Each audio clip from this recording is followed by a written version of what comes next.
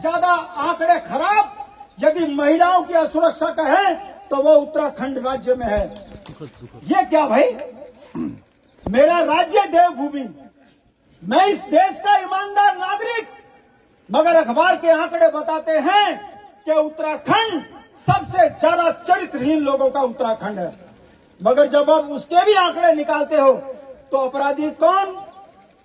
वही जो सत्ताओं के वोट के चक्कर में जिन्होंने देहरादून, हरिद्वार, उधम सिंह नगर में बाहर के लोगों को बसा दिया।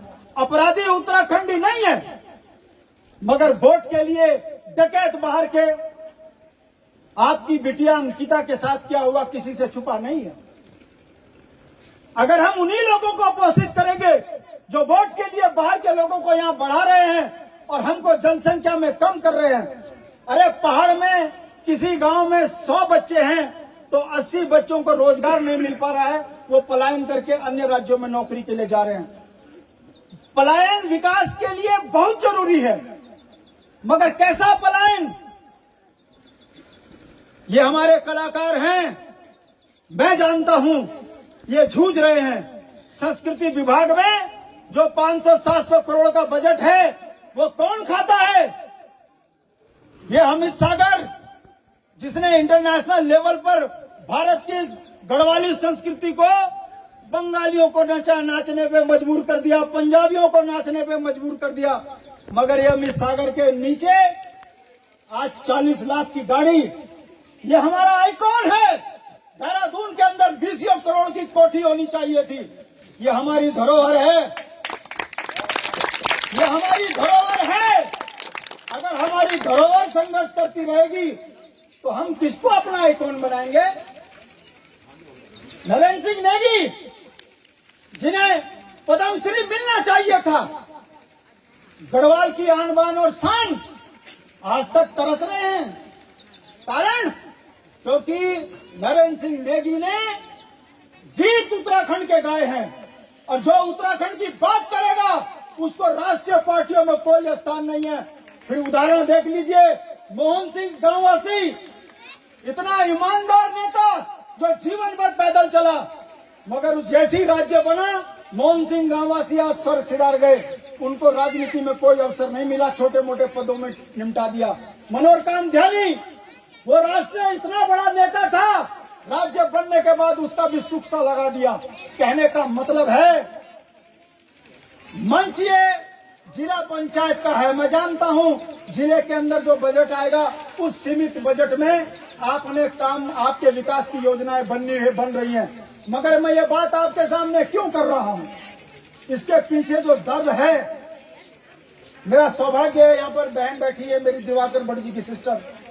वो दिवाकर भट्ट जिसने अपनी पूरी जिंदगी नौकरी दांव पे लगा दी इस उत्तराखंड के लिए, वो एक बार सत्ता के नजदीक गया।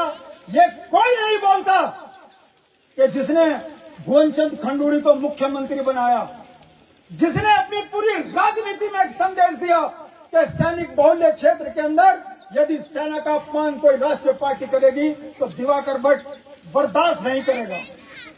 दिवाकर ने राजनीति में एक ऐसा फैसला लिया जिसकी तारीफ होनी चाहिए थी पूरे उत्तराखंड से लेकर भारत में, कि सैनिकों का साथ देने वाला दिवाकर, उसने अपनी राजनीतिक चोलियों को पीछे फेंका, खंडूड़ी का साथ बना, तभी दोबारा खंडूड़ी मुख्यमंत्री बना।